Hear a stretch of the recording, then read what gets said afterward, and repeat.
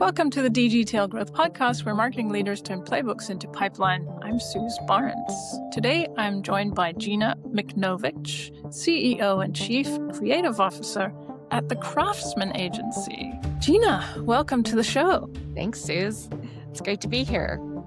Excellent. Tell us a bit about the Craftsman agency and your journey there so far.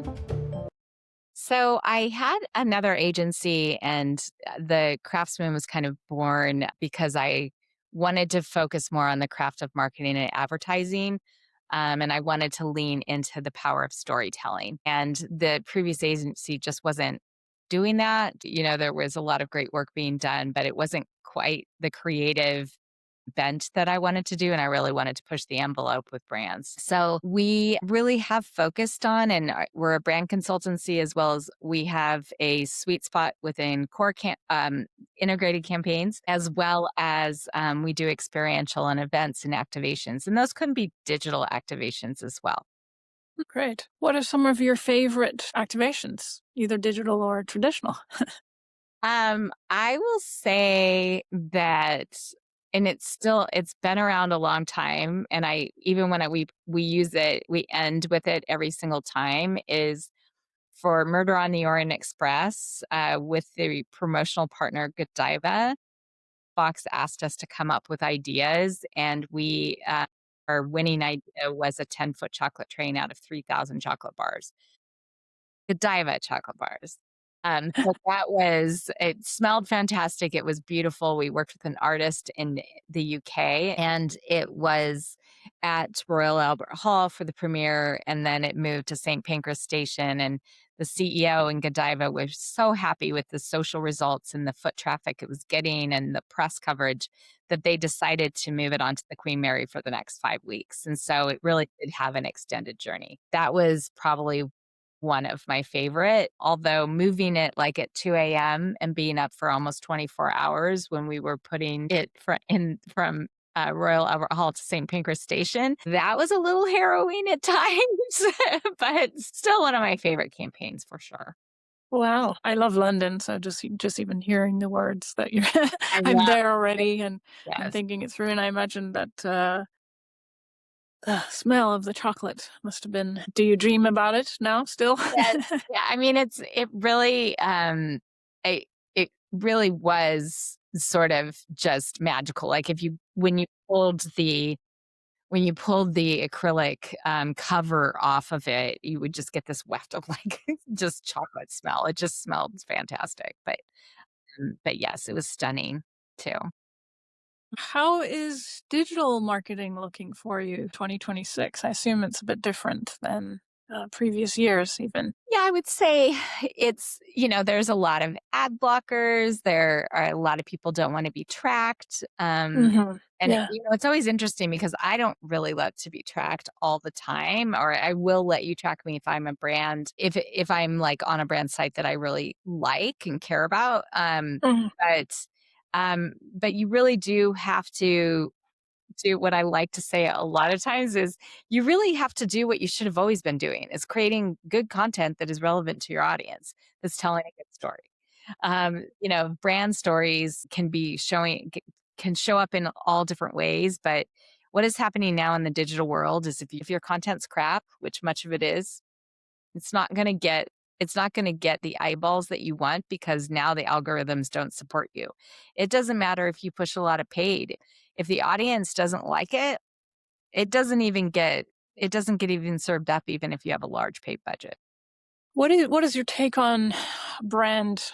You're a brand marketer, brand consultancy, brand versus engagement, or more performance. Well, I really think that there's been this pendulum, right, that goes back and forth, and brand was, back in the heyday, like when Mad Men was about, it was all about, right? I mean, that was what the focus was. But now, and then it went all the way to performance marketing. And the performance marketing became such the focus. And that was kind of like the old agency. It just became so data driven. And while I appreciate and do like to understand what is working, I don't want that to be I don't want to spend all of my time in a spreadsheet. I want to spend my time thinking about an idea that's going to be cool to bring to life. And so what we have found, and we did this with Cisco on a couple of campaigns, started with it started with Cisco Duo partnering with Marvel because we knew there was crossover. And so we brought Marvel and we brought Cisco Duo together. We first did the Guardians of the Galaxy and then we did the Marvels. And those two campaigns were really powerful because they told the story in a different way than the competitors were. And they were going brand to demand. The first one was very focused on performance, like because that is how a lot of tech clients work, and especially the tech giants. They really want everything to be performance driven. That was so Mhm. much the focus. But then we started moving in the second campaign at the Marvels, we started moving into more where you had the sort of brand aura and you were focused on brand to demand. And that was much more successful.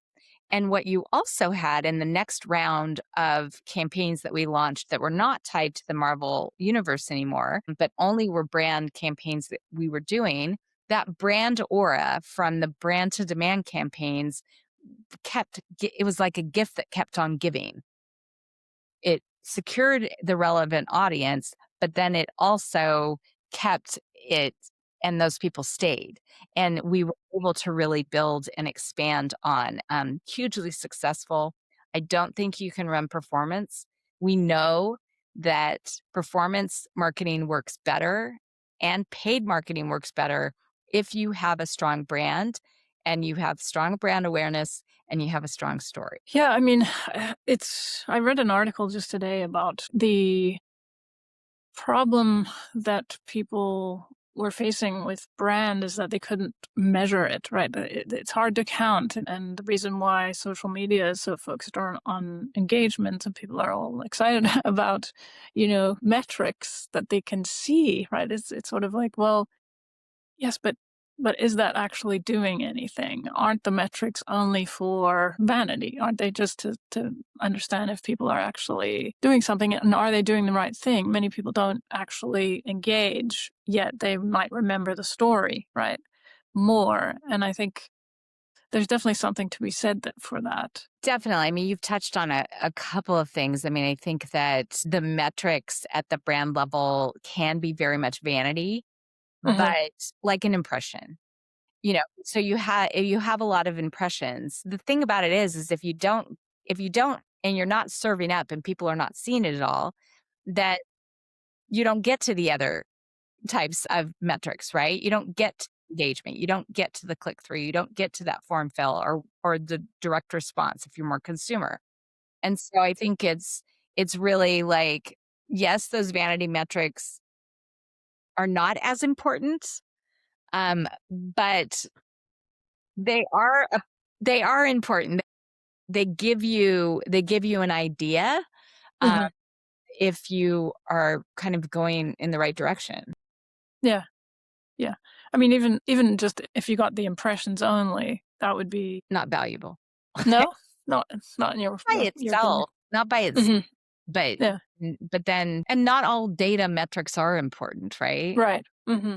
Yeah. Um, so I don't know. Do you think they're important? Well, I no, I mean, I think there is a balance. I mean, you have to work the algorithm so that even your content gets seen. But I think that agencies in general, performance agencies, put too much emphasis on, or clients put too much emphasis on the tiny metrics, the vanity metrics, the engagement metrics. And I think it's more about, can we get the same result or a better result Mhm. without focusing on those by just looking at sales, for example? Like, did we do a brand campaign?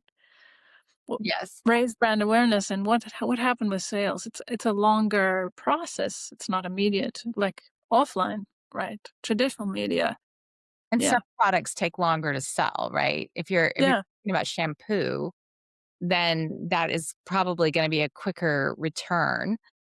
Mhm. Talking about a security product or an enterprise software product or, anything that's gonna take a little bit longer, um, to decide, and you probably, you know, it's gonna take you longer to connect the dots, but we do have clients that can attribute our touch points in our campaigns, and it does equate to leads, and it does equate to pipeline. Hmm. Yeah. And in some cases, a lot of pipeline. Hmm. So, It just may does it take longer? I mean, I feel like in B2B, it's with a bigger ticket sale, it's just a longer sales cycle, and yeah, you we need never expected more it to be awareness. shorter. I mean, we've actually, that was, in some campaigns, we actually have seen in the same quarter pipeline. Hmm. Yeah. That means you just, I don't know, maybe got really lucky, but you also, I think, had a really, really good campaign. Like it was a solid campaign that was serving up the. Yeah. Yeah. How do you find your clients at the Craftsman agency? I mean, a lot of our clients are from word of mouth and Hmm. referrals, or a client will go to from one company to another company and bring us along. Those have been, a lot of the ways that we do it. We've had business development agencies that have helped us with okay results. I mean, sometimes you get a lot of meetings, but and then we've always derived a client or two from those relationships, but it just seems that after you do it for a while their technique stops working. So it seems like the BD agencies are their work for a good 6 to 9 months, but if I think I've been too patient, that doesn't necessarily turn into good results. Hmm. Yeah, so it's really very relationship based. I will say that we do need to, you know be more focused on certain industries and wanting to get into certain places, and that I think is going to take a different approach. Do you have a niche that you're planning on focusing on more? I mean, we do want to work with the studios, and that is a lot based on the relationship. It's also highly competitive right now, Yeah. especially right now. It's always been competitive. But since the writer and actor strikes, those have really, they took the studios out at the knees after they had already been taken out at the knees at COVID. And it has changed, not necessarily for the better, the landscape for all of the shops that we're supporting down the line. So, and also consumer products, beauty, things that you can just tell a different story than tech, or B2B. We've got some B2B clients that, we are grateful for all of our clients, and I like telling a story in different industries, and tech is fun in a lot of ways because you're like, hey, this is this really crazy idea. Maybe you build a game and you do it, and and that's how you tell the story and get the audience, and because audience interested, because that's what Hmm. they're interested in. And a lot of times the clients say yes. Coming up with something that's unique. Yeah. Yeah. You mentioned the writers. Is the AI revolution impacting that at all for you, do you think? I think the AI revolution is maybe more of a, I don't know. It's like a, A fad? I don't think it's completely a fad. I do think that a lot of what the tech brands say, the tech guys say, Mhm. it will do. A lot of it is still marketing wear. Can you get the tools to do things that are very interesting? Yes. From a creative work product, do you need a craftsman at the beginning and the end of the process? Yes. You always want to have a human on those ends because you need something unique. AI is great at saying, "Hey, I've got this idea. It's this audience. It's this brand. You know, we have closed. We don't share, so we can ask AI because it's a forum. We basically don't track it. So would this and then it'll tell you. It's pretty good at telling you. But if you say, hey, we have this brand, this objective in this audience, come up with a net new idea, it's a campaign idea and it's got legs, it comes up with something that's already been done before for the most part. Sometimes getting better. It is good at saying, putting a video script in that you create with your concept and saying, is there anything that you would change? Or how can you shorten this if I need it to go from a minute to 15 seconds? It will sometimes be pretty good at that. I really am bullish on it in terms of automation. We've always been very, very dedicated to the technology stack. I do believe in having a strong technology stack. I will say we probably are much more advanced than other shops our size. And that probably is because I came out of technology back in the day. Uh, and that is where I think automation and streamlining and having some of that work be done, that is the manual data, like all of that can, I think, be done with AI. But you're always going to have a human check it. They're always going to have to quality check it because the AI makes mistakes on the creative work product. If you come up and you deliver something and you create something in AI and it is not perfect and you need to make a change, you have to build it from scratch. Like there is not a way that, because the AI file is not manipulatable. And Yeah. AI is going to manipulate it, but it can't, because anytime you put it back in half the time, it gives you a person with 3 arms instead of actually doing what you ask them to do. So Yeah. It's rendering from rendering, and it's degenerating at that point, right? yes, It's not going to be better. degeneration is really a good word for it, because sometimes you're like, I literally put that prompt in. I have told you to make it better and you are making it worse. What is exciting for you in terms of innovation in the industry? I mean, I do think that using AI to make things easier and taking some of those things that our team doesn't really love doing and making it easier and making their jobs easier so that they can focus more on the white glove experience that we offer, as well as creating a better work product. I think that I'm excited about sort of that level of innovation. So I'm like, if a machine can do it and it's not all the work product and it's not dealing directly with the clients, like all that, you can do a lot of automation. The machine can do a lot even with project management. So I am excited about that. From an innovation standpoint, I think we really want to expand and have, new offerings. And with this technology always comes an ability to add something new that you can offer to your clients that's really innovative. So I do think there's going to be a lot of things that you can do with AI as part of an activation even. And you see some of it happening, but I think that there will be a swing also where people will go back to really appreciating the craft of marketing. And I think you do see that. I think you see a lot of people focusing again on brand. And I feel like brand is where you get to play.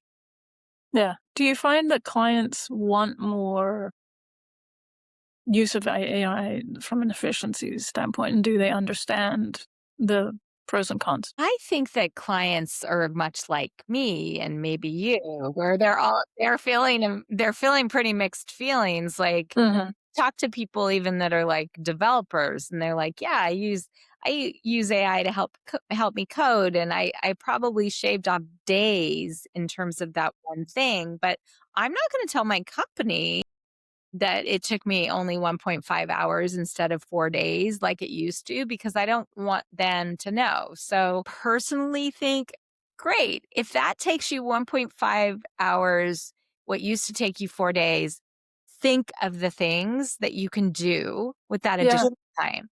And so I think what I'm excited about is I know that we will get there this year where we will be able to take some of that away and be more efficient. I think from the client perspective, they're always worried about privacy and data with AI. Some clients are worried particularly about copywriting and using and plagiarism and those kinds of things. And so, that's where I think we are very careful about how we use it. And I think some of our clients are worried that it might replace them to a certain extent. And then some clients just really don't think it's there at all, which I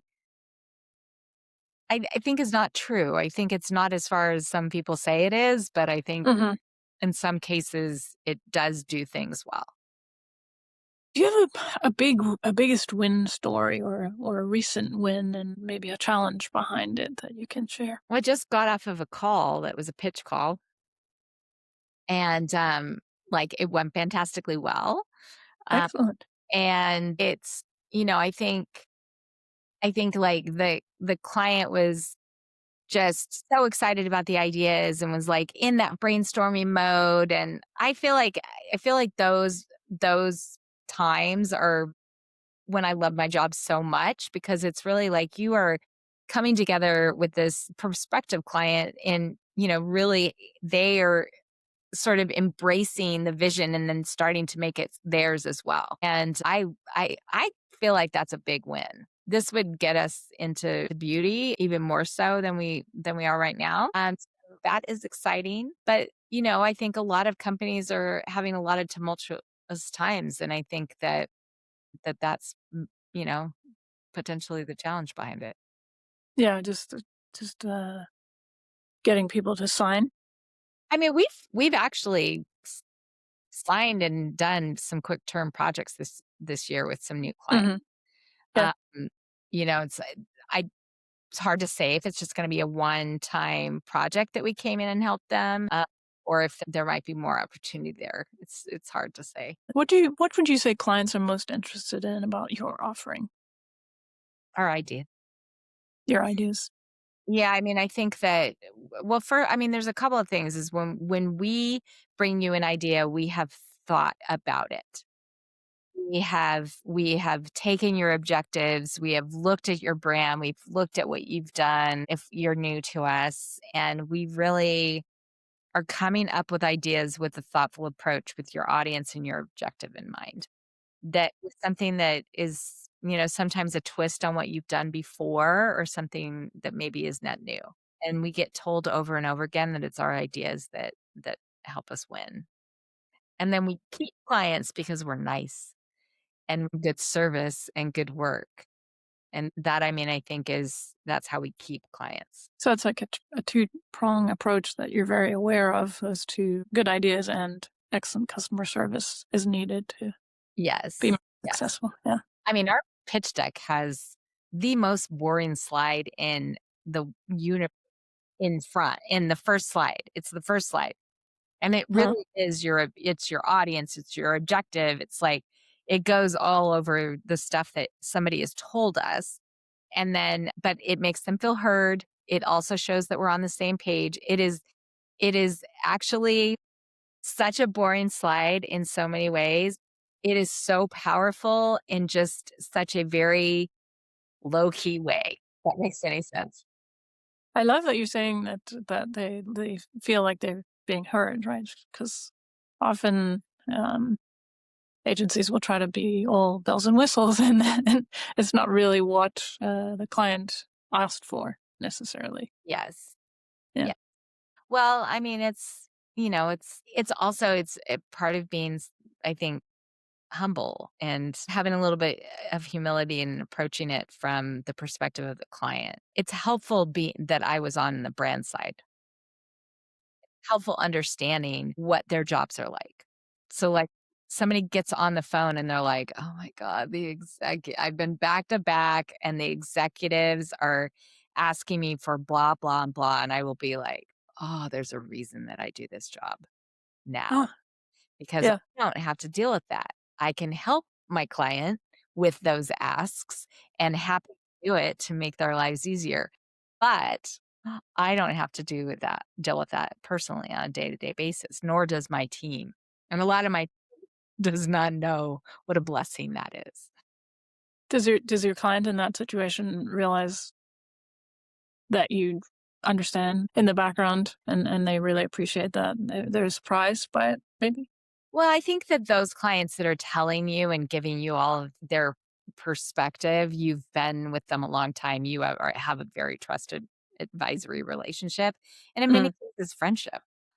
So yeah. Do you think that personal relationships today are more important than ever relative to AI? yeah, I think that humans need human connection. Humans, while AI is important, it doesn't take away, like, if I built the company and all of the jobs were done by AI, which some, people smarter than me talk about that. I don't think that would be very interesting, because it would be just me, and that would be Yeah. boring, and I would get pretty lonely. So it's like, if we think that the world can go and just be all machines, then, well, that's not much of a company culture. I mean, how do you build a company culture? And if you we're building a company culture and it's just you and the machine, then you probably also need to go to therapy because you're going to go batshit crazy. Yeah. Nice. Yeah, so you Uh, can bleep me. I don't know. Where do you want to be with your business in 6 to 12 months from now? I get asked like that a lot, and I've gone through lots of sort of thinking on what I want. I mean, to be honest, my goal is not to make this the hugest agency. Like, my goal is to make sure that we are a cohesive team that is really connected and having a lot of fun. I want to make sure that the work that we're doing is the work that we want to do.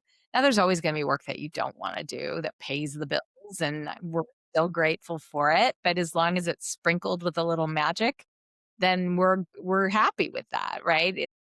And I want a little bit more magic in the next Oh, 6 to 12 months. I So love it. I just Yeah. want, yeah, just want a little bit more magic, little sprinkle a little fairy dust and get to do a little bit more fun work. More events, more experiential, more activations, branching into, and working more with across different kinds of industries. Mhm. That's what magic looks like for you, the more activations, experiential. Yeah, and also, I mean, those could be plopping into a big integrated campaign because I love a big integrated campaign. Mhm. Hard to do.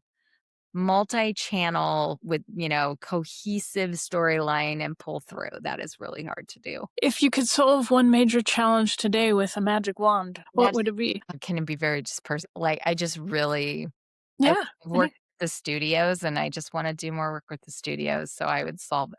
Get connected to the right people in the Yeah. studio. I'd Yeah. also get all of our automation in place right now, so that it's working. Uh-huh. I could do a magic wand. That would also be. Is that something that you're working on, like getting systems in place? We are, and we're making Mm. progress. And we've got a couple of people that are, new to our team that are working and focusing on that. So Mhm. we are making progress for sure. Nice. Who is a dream client? Well, I have that dream client. That's Disney. Ah, there you go. I'd say Mattel. Mattel is also a dream client because it pulls a combination of toys and that consumer work, but they also are doing so much in the content. So it's kind of like a studio and toy company all in one. Over Lego? What about Lego? Ooh, Lego's fun. Yeah, Lego would be super fun. We built with an artist, we built a 3-foot Lego socks for Lightyear for D23. That was really very fun. But yeah, Lego's great. So Any predictions for the rest of the year for ad agencies, branding consultancies? I personally think that this is going to be a solid year. I think the economy is weird and jittery at best, but I do feel like we still are seeing, well, the consumers are still propping it up, right? So I still feel like and AI is certainly propping it up.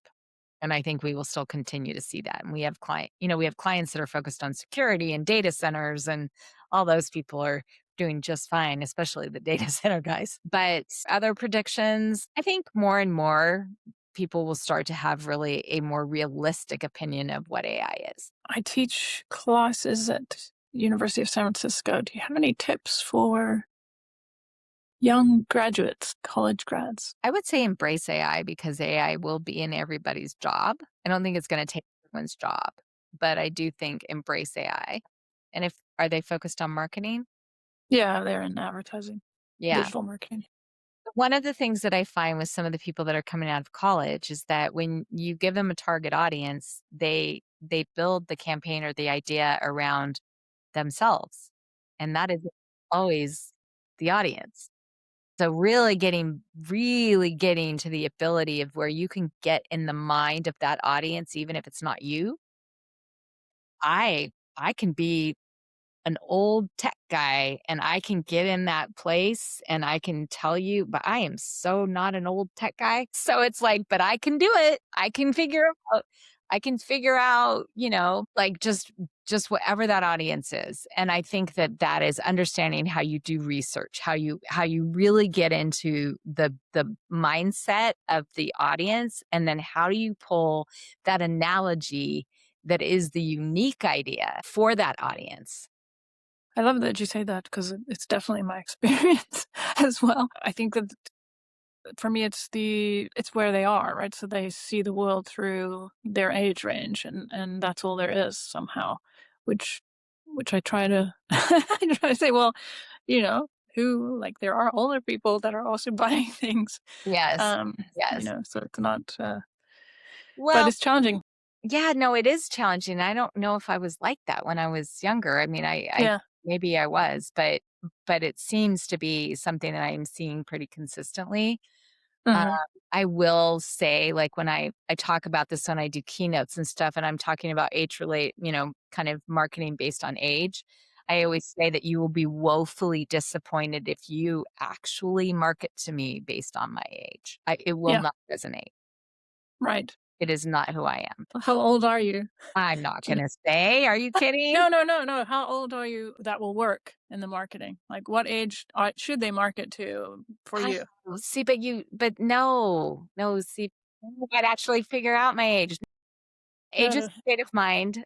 No, I can go all the way to like I can get into a Disneyland park and act like I'm 7. okay, I mean, okay. it's like I really have a wide range of. I mean, I enjoy Disney and Disneyland. My daughter and I go in with the same level of awe. Mm. She's a teenager now, but we both go in, and even when she was like 7, I would go in with the same level of awe. So you feel like you can put yourself at any age and then understand the world from that age. Is that And is I that also trying to defy age and reverse age, there's all that that's all that age hacking that's going on these yeah. days. Yeah, it's super interesting. It's like I remember, it's been several years now, but I remember when I turned 38, I was like, I'm an adult. All of a sudden I'm like, oh, now I'm an adult. I don't know why that was I don't know Such why that was interesting. the age, Yeah. I think the but minute I could drink, I was like, legally, I was like, yeah, now I'm an adult. I think it was just additional responsibility or something. My father died, things like that. But I feel like other people maybe have that same experience. At some point, there are levels, and then there's the age that you feel like you are all the time. Like I don't feel my age. I No. feel younger than I am, but I don't switch. I don't think I can never be 7 again. Like, Well, I mean, it's not like 7, 7. I think it's being able to look at things like just there's so much like I find Disneyland and Disney so magical that hmm and I am not that crazy person that dresses like the princess. I'm not that Yeah, person. yeah, I don't wear Disney gear when I go. Like I'm pretty low key about it. You would never know that this is how I am feeling when I'm there. But I yeah, literally run to get to a ride with my daughter. So it's like my husband was voted off the island of the Disneyland island because he wasn't like skipping into the gate like we were. So it's like yeah, um and I don't know. I think if you're too old to play, then you're old. yeah, yeah. Well, they say, what is it? Dancing keeps you young, or whatever it is. Do you have any favorite? Notice that you have been a guest on a number of podcasts on your website, and thank you for sharing your time with us today. Do you have any favorite shows that you listen to or that you appreciate? I love Scott Galloway. Oh yeah, I pretty much love anything he does. I also like Pivot with yeah, Kara Swisher and Scott Galloway. yeah, yeah. Listen to Brene Brown sometimes, and I listen to Breaking Points, which is a political podcast because, my husband likes to say that this is the firewall of Gina over here, and I really don't watch news, and I kind of put my head in the sand especially when it's not good. And right now, there's so much not good. Hmm. But it's not really. I'm trying to be a little bit more of a grown up and trying to listen to, so breaking points while I find when I work out listening to breaking points that it's almost a little bit harder to work out because everything they're talking about just feels really heavy to me. But when I got away, I just kind of don't even notice. So it's probably my favorite for sure. Yeah. Yeah. A recent Pivot episode, they were talking about, some of the things that he's asking people to do around, unsubscribing and all of that stuff. And he was saying they were trying to get him on various different shows. And I was thinking, I should invite him on my show as a guest. I haven't been that brave yet, but try. Maybe that's a lose. What's the worst happening? I know, exactly. I know. You never know until you try. That's a motto of mine for sure. Well, how can people reach you at the Craftsman, Gina? So the craftsmanagency.com, we really do need to shorten that URL, so apologies. And we also are on LinkedIn, and then I'm also on LinkedIn. I'm Gina Michnowicz. Excellent. Well, thank you so much. Too, but that I might actually go private on because I feel like I can't show like any of the pictures that I really want to show all the time because I've got a lot of people following me that I don't know, and so my daughter shows up there, my husband never shows up. Mm-hmm. Yeah, it's getting a little bit more challenging on that one for sure. Thank you so much again. Really appreciate your time.